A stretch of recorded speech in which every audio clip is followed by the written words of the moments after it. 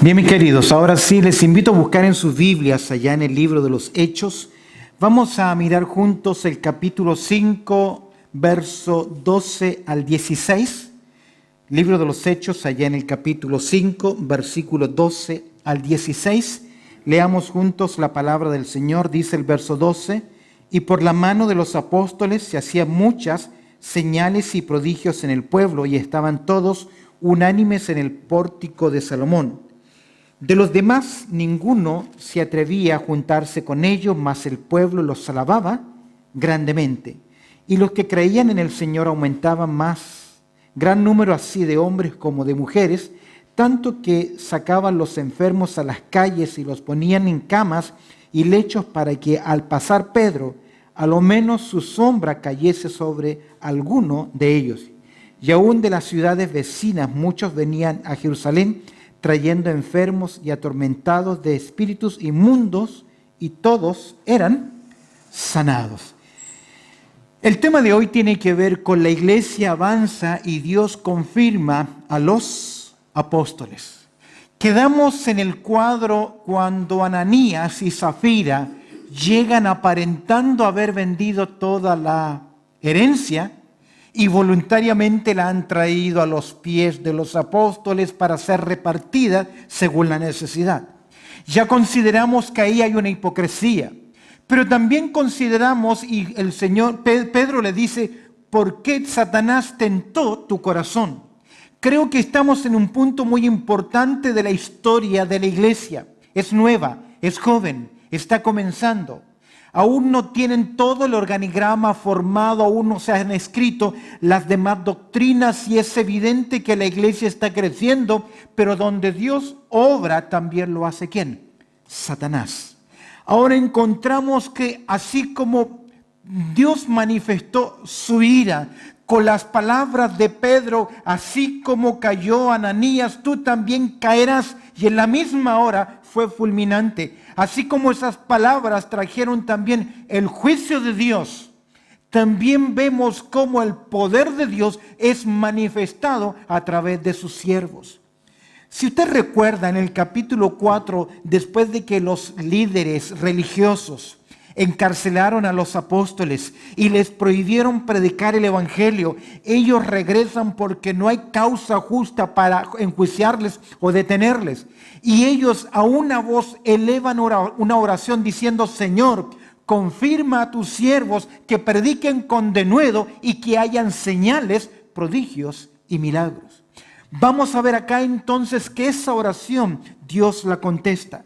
Y es interesante que lejos de que ese pecado de Ananías y Zafira, que Dios enjuició, lejos de que la disciplina en una iglesia hiciese que los miembros se escaparan, por el contrario, Dios hizo que esto fuese todo un impacto, y que aquellos que van conociendo la verdad comprometidamente vengan a conocer. Es decir, lejos de detenerse la obra del Señor, comienza a avanzar.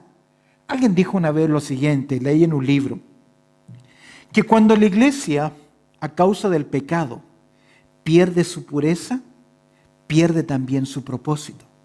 Cuando una iglesia pierde su pureza, pierde su propósito, pierde su poder en esta tierra. Y quiero que observes, hemos de mirar acá y analizar qué es lo que va a ocurrir acá entre lo que ocurre con Ananías y Zafira y luego la reacción de los líderes religiosos, como que hay un paréntesis, y el doctor Lucas nos lleva y nos presenta qué es lo que está ocurriendo en esta iglesia en Jerusalén. La iglesia avanza y Dios confirma a los apóstoles. Quiero que observes en primer lugar, versos 12 al 14, las personas mencionadas. Aquí hay varios, pero he clasificado solamente 3. Podemos ver 3 grupos mencionados en estos versículos que reaccionan frente a la oposición de los líderes y también al intento de Satanás. ¿Por qué digo la oposición de los líderes? Los líderes religiosos le dijeron a Pedro y a Juan: les prohibimos que sigan ¿qué? Predicando y haciendo cosas. ¿Cuál es la reacción? Mira, en primer lugar, creo que hay 3 cuadros, hay 3 personas o 3 grupos, mejor dicho, que están observando. En primer lugar, podemos observar en verso 12 el pueblo. Comenzamos con verso 12, un texto interesantísimo. Dice el texto, ¿y por la mano de quiénes? De los apóstoles. ¿Se hacían qué? Señales y prodigios. El texto es interesante. Y por la mano de los apóstoles se hacían muchas señales y prodigios en el pueblo y estaban todos unánimes en el pórtico de Salomón.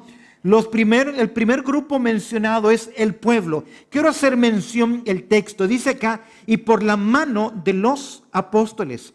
Cuando nosotros consideramos el libro de los Hechos en su totalidad, estos 28 capítulos, escúcheme bien, los que van haciendo señales, prodigios y milagros, los que tienen este don de sanidad, no son todos los creyentes. Si tú haces una lectura de análisis en el texto, te vas a dar cuenta que son muy pocos, a lo máximo 15 personas son mencionadas en el libro de los Hechos que hacen señales, prodigios y milagros.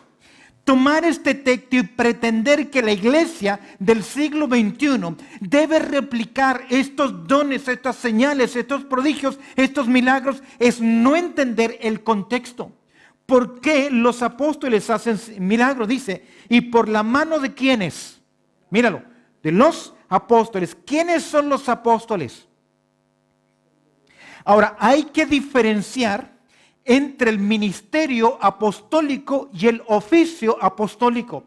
Todos nosotros somos apóstoles en ministerio, porque tenemos una misión. La palabra apóstol nos llega al castellano a través del latín, y el latín es misio y en castellano es misionero. ¿Y qué es un misionero? Aquel que lleva un mensaje. Usted y yo somos misioneros y no necesitamos ser encomendados a una lejana tierra para predicar en su taller, en su trabajo, en su oficina, en su colegio, donde usted se relacione. Si hay personas inconversas, ese es su campo misionero. Es decir, todos somos apóstoles en el sentido del ministerio, pero en oficio no.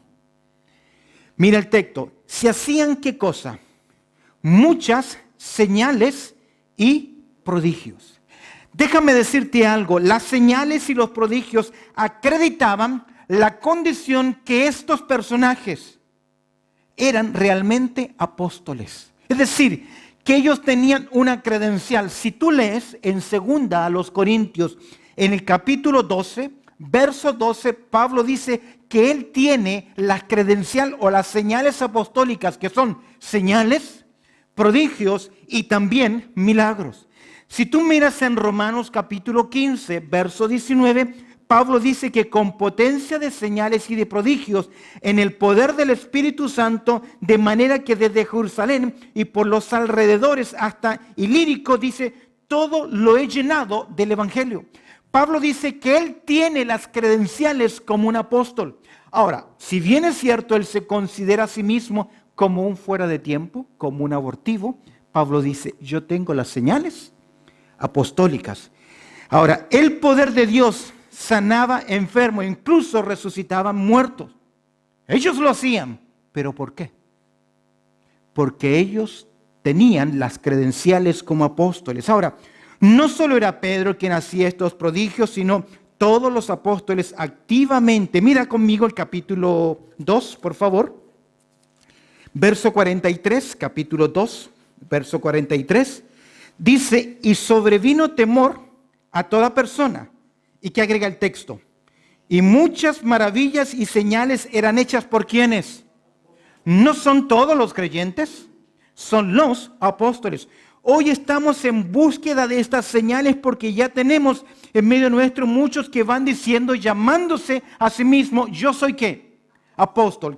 ¿Qué ha ocurrido con este famoso llamado a ser apóstol o apóstoles? Queriendo replicar, desilusionan a muchos creyentes. Porque hoy, escúcheme bien mis queridos, no tenemos apóstoles. De acuerdo a Efesios capítulo 2, verso 20, ellos fueron el fundamento doctrinal de la iglesia. Ellos tuvieron la capacidad de hacer señales porque el Señor acreditaba que lo que Dios estaba enseñando, hablando a través de ellos, venía ¿de quién? del Señor. Es como en la antigüedad los profetas decían, así dice que el Señor. Y Dios había establecido que cualquier profeta que diese un mensaje y su palabra no se cumpliese, debía ser lapidado o muerto. Entre paréntesis, recuerdo, Samuel dice que Dios no dejó caer ninguna de sus palabras en tierra, es decir, todo se cumplió.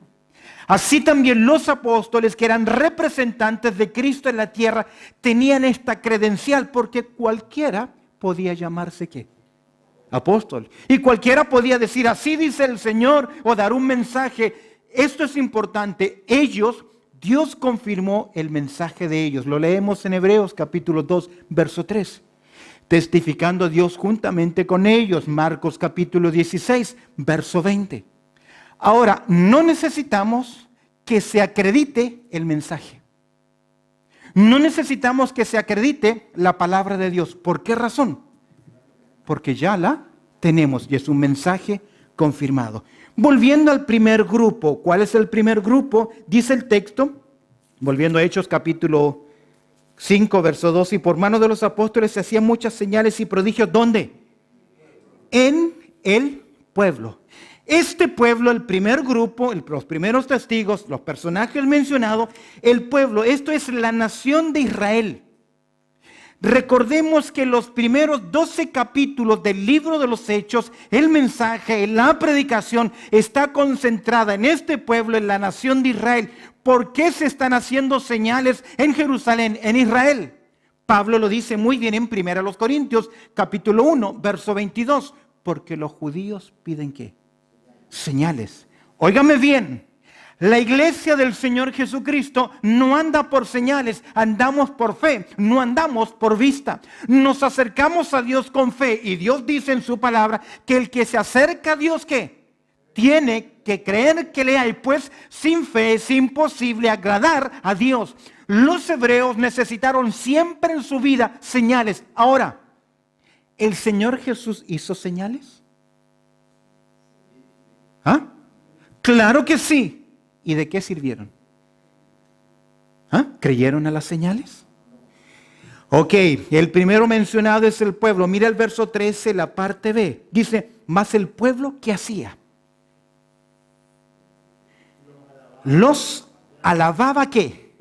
Grandemente. Cuando el pueblo vio cómo Dios trataba con el pecado en medio de los creyentes, se dio cuenta de que la iglesia estaba agradando a Dios y tenía altas normas de conducta.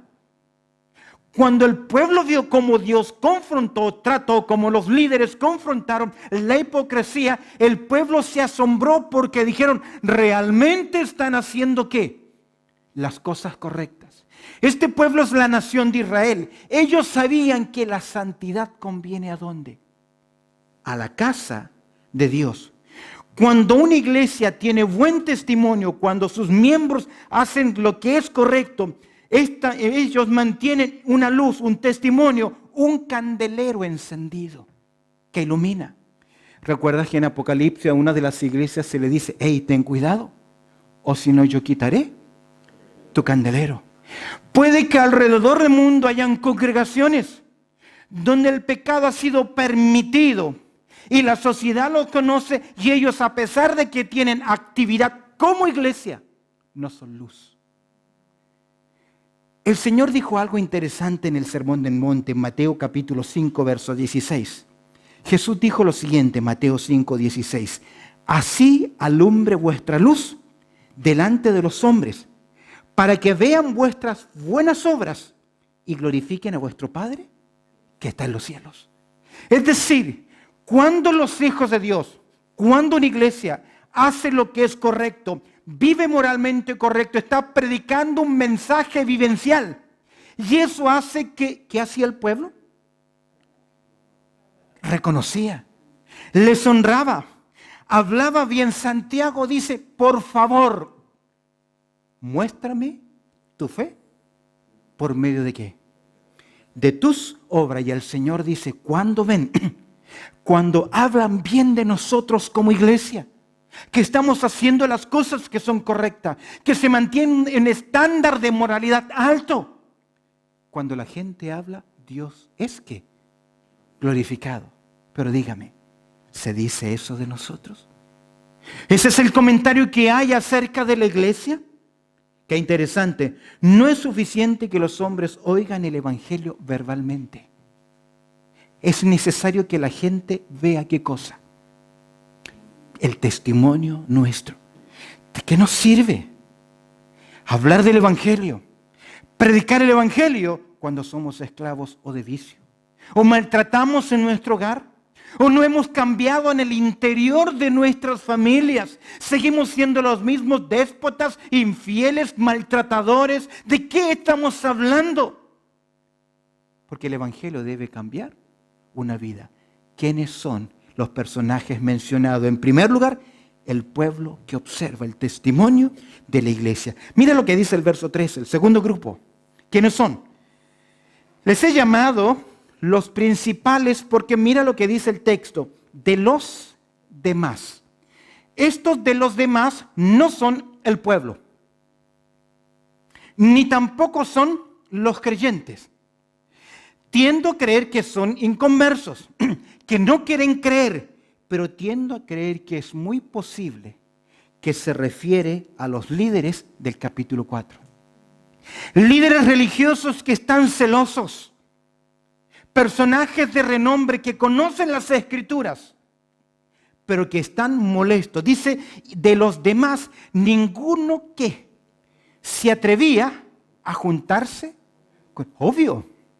Si son estos famosos líderes religiosos, ¿recuerdas qué les dijo Jesús a ellos en Mateo capítulo 23? ¿Qué les dijo? Hipócritas. Ahora, ¿cómo está tratando Dios a los hipócritas en la iglesia? ¿Ah? ¡Pum! Están desapareciendo. Entonces a este grupo, ¿qué? No les conviene. Dice, ninguno de ellos, los principales, ninguno de ellos se atrevía a ¿qué? ¿Por qué no se atrevían a juntarse con ellos? Ahora, quiero que mires ahí el texto, por favor, y prestes atención a la palabra juntarse. Porque literalmente significa encolarse. Era un término que se utilizaba para adherir maderas o metales. Es decir, es la misma palabra que nuestro Señor Jesucristo utilizó en Mateo capítulo 19, verso 5. El que se une a una mujer. Que tiene que ver no solamente estar juntos o estar pegados, sino que connota la idea de compromiso. Muchas personas asisten a nuestras iglesias, a la iglesia, y vienen, pero no están encolados porque no quieren adquirir ¿qué cosa? Compromiso. ¿Lo tiene? Aquí hay una lección importante. Usted puede venir a la iglesia, usted que me está mirando a través de la net, usted puede asistir a una iglesia y puede disfrutar de una predicación, de la adoración, pero más que llenar una banca, ocupar una banca, más que hacer un número en una iglesia, Dios nos ha llamado a ser parte de esa iglesia, encolarnos. Y eso involucra compromiso, servicio, disposición. De aquí tenemos entonces una gran lección. ¿A qué llegamos entonces a la iglesia? Creo que jamás una semilla va a dar fruto si no está ¿qué? Plantada. Es por eso que necesitamos ser sembrados. Y aquí hay personas, y ellos se entienden. No se quieren unir, posiblemente hay mucha hipocresía. No se quieren unir porque saben que ir a la iglesia es más que asistir. Requiere ¿qué cosa? Un compromiso con mi iglesia. ¿Cuáles son los tres grupos que hemos mencionado? Primero hemos hablado del pueblo, los judíos, segundo lugar, posiblemente los principales líderes religiosos, y sin duda alguna no podemos dejar afuera, como Pedro llamó a los creyentes, ¿cómo? Piedras vivas. Estas piedras vivas no son piedras literales, sino que me refiero ¿a quién?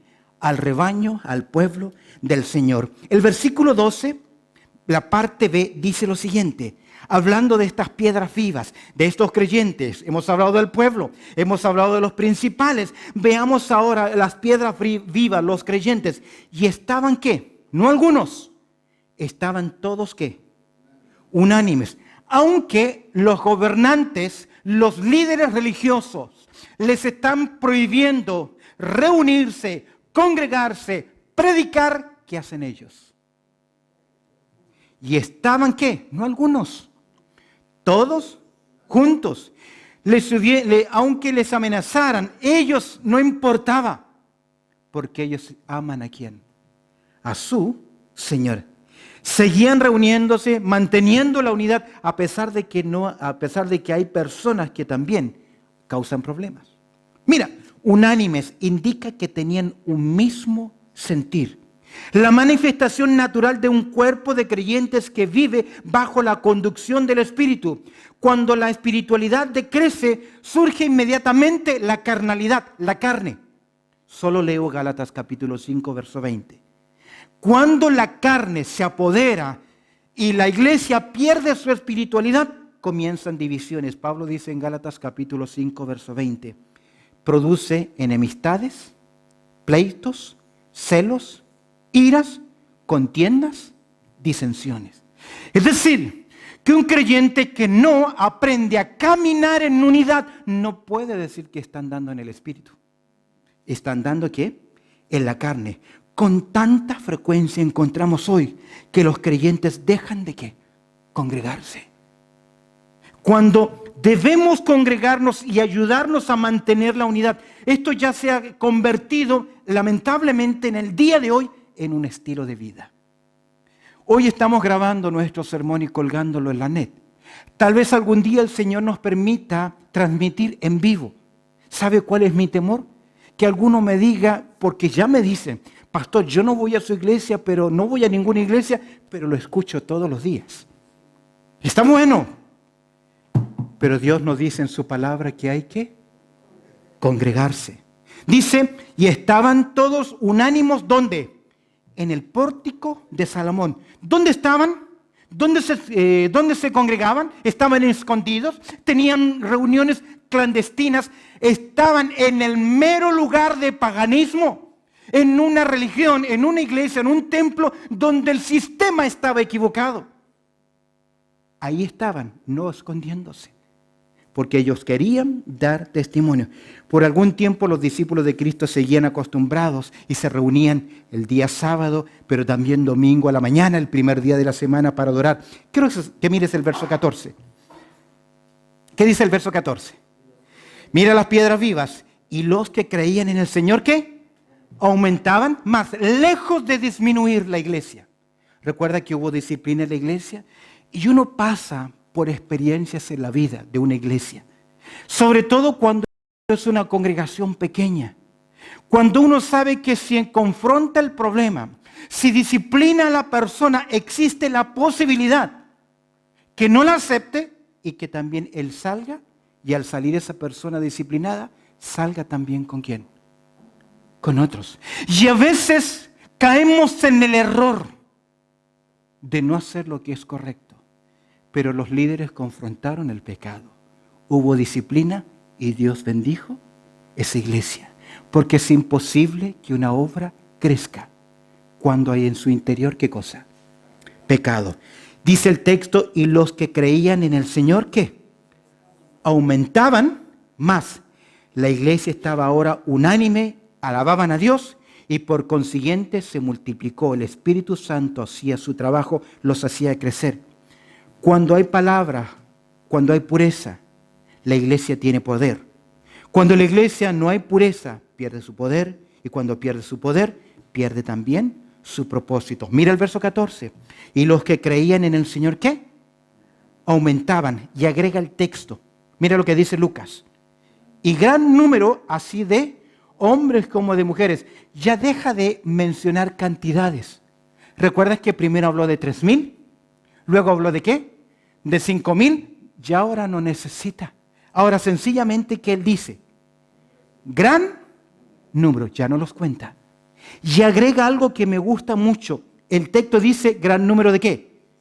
Así de hombres como mujeres. Los hebreos no contaban mujeres. Ahora, si tú conoces el Evangelio de Lucas, Lucas inserta a mujeres que hablan con Jesús. Y eso es importante. ¿Cuántas veces he oído a gente en ignorancia? No, la iglesia, el evangelio, lo único que hace es minimizar el rol de la mujer. Hey, escúcheme bien, en ninguna manera. Porque ante Dios no hay esclavo ni libre, no hay rico ni pobre, no hay ¿qué?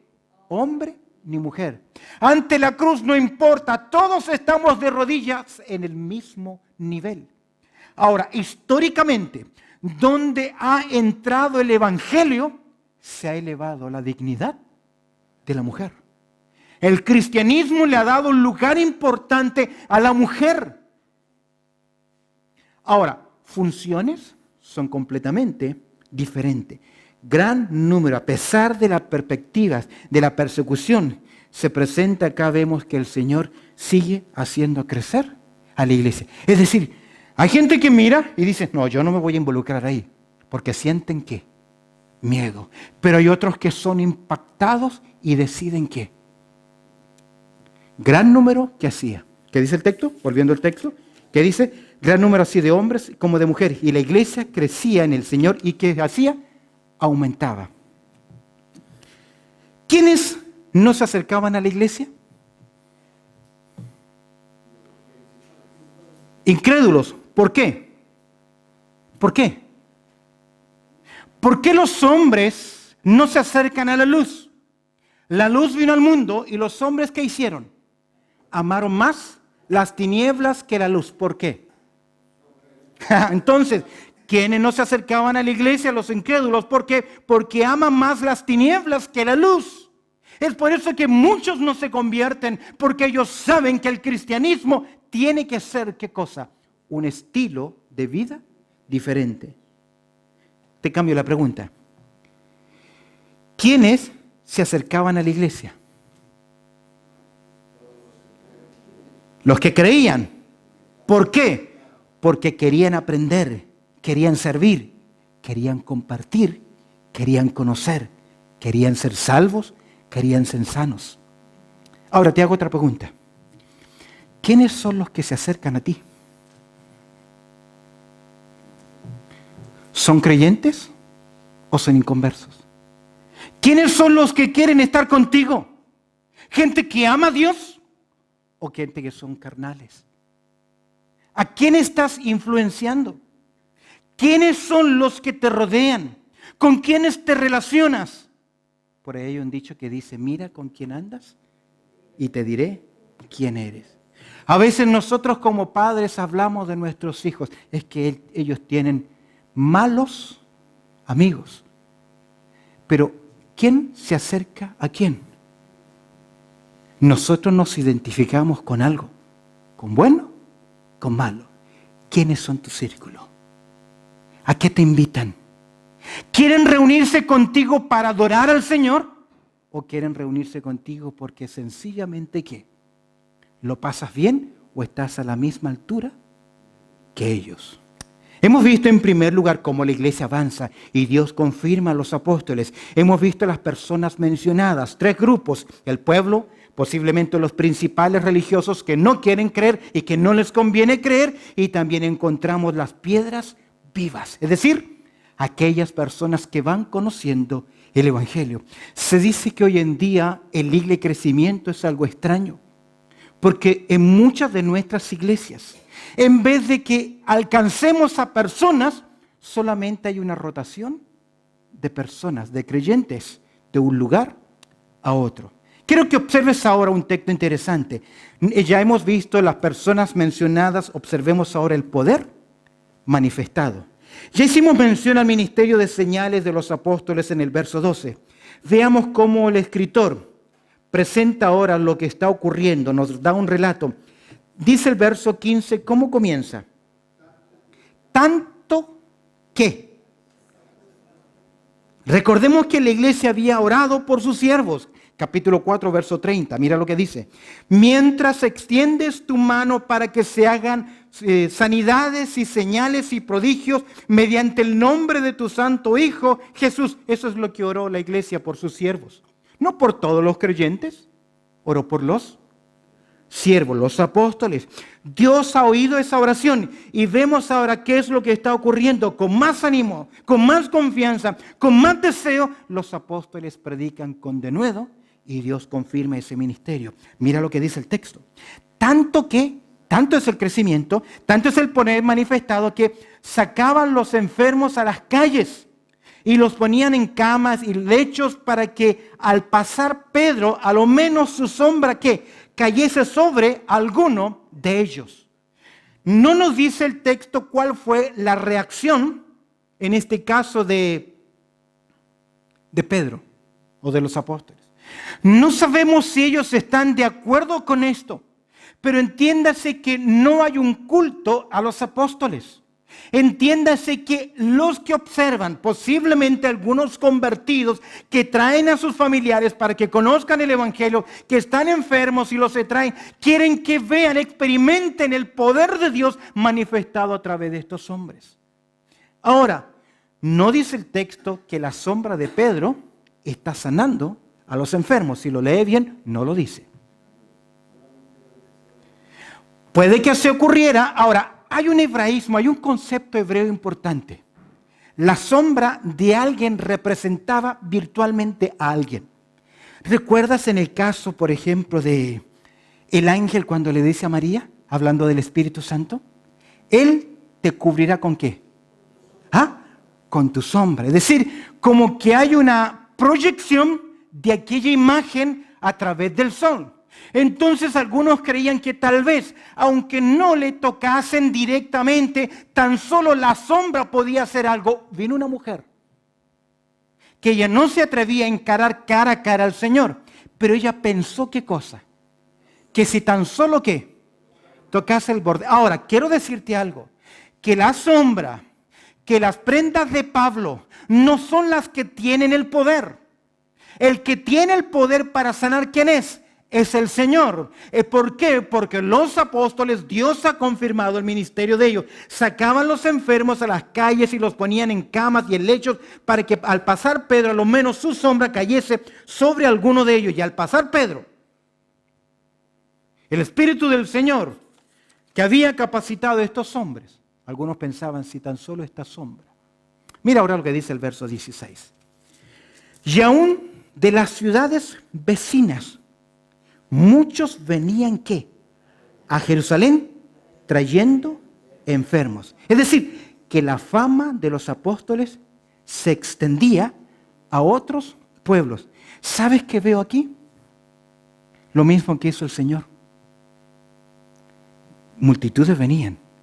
Entró el Señor en algunos sectores, en algunos pueblos, y los sanó ¿qué?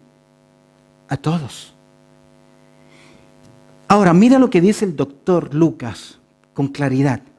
Y aún de las ciudades vecinas muchos venían a Jerusalén trayendo ¿a quiénes? A enfermos. Y agrega, y atormentados de espíritus inmundos. Aquí es claro el doctor Lucas al presentarnos que hay personas que estaban enfermas. Pero había personas que directamente estaban ¿qué? Poseídos. Creo que tal vez en ese tiempo, hasta antes de la obra de Cristo, del triunfo de Cristo sobre Satanás, a libertad Satanás ¿qué hacía? Y los demonios se apoderaban de personas. Creo que hoy, a libertad Satanás influencia a personas. Y cuando usted se involucra, escúcheme bien, voluntariamente en acciones demoníacas, los demonios ¿qué hacen? Se apoderan de usted. Casi todos aquellos famosos, casi todos aquellos que tienen poderes y capacidades, en algún punto de sus vidas, voluntariamente, hicieron ¿qué cosa? Un pacto con Satanás. Yo he visto a personas decirme lo que está ocurriendo a 200 metros de distancia o más. Y yo he corrido después de que lo escuché para verificar lo que me estaba diciendo y era cierto. Pero este muchacho que lo hacía, en un basural, le dijo un día a Satanás, si tú me sanas a mi madre, yo te entrego mi cuerpo, mi alma y todo. Y él se marcó 666, Guillermo González, alias El Gato. Todos los que hacen un pacto con Satanás incluyen alguna marca en el cuerpo, o un arete, un mechón pintado, una marca en el cuerpo o un tatuaje. Cualquier cosa, necesitan llevar algo representativo de su entrega a Satanás. Pero aquí encontramos que estos hombres estaban torturados por los demonios. Y los discípulos, los apóstoles, se confrontan con ellos. ¿Qué dice el texto al final? Y todos eran, no como hoy en día.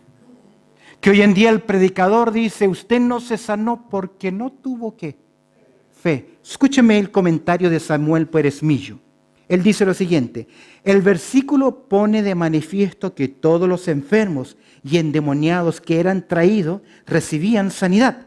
El texto griego es muy enfático, colocando el adjetivo al final de toda la oración para destacar que la sanidad y la liberación se produjo en todos. ¿Por qué? ¿Por qué se sanaron todos?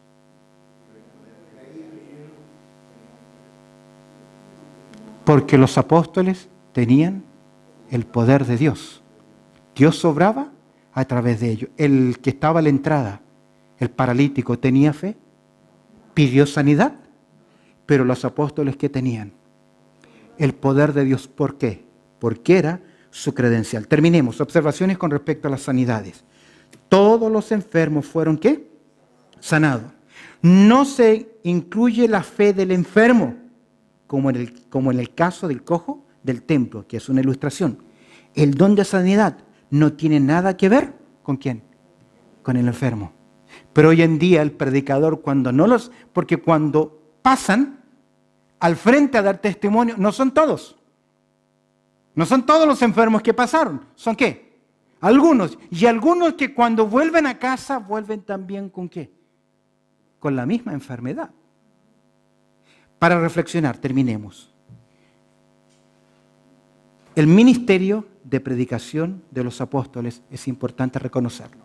¿Te acuerdas que te decía que en Hechos a lo máximo 15 personas tienen capacidad para hacer señales? No era el comportar de todos los creyentes. Segundo, el ministerio de confirmación del Espíritu Santo en los apóstoles es importante notar. Uno más, el testimonio y el crecimiento de la iglesia es importante. La oposición que crece de parte de los líderes religiosos, la oposición del mundo romano, no debilitaba ¿qué cosa? La fe de los creyentes. A pesar de que Satanás quiere afectar la obra de Dios internamente, Dios la protege, purificándola, porque hay un pueblo que se congrega, que se compromete y que hacen. Y oran juntos. Amén. Oramos al Señor.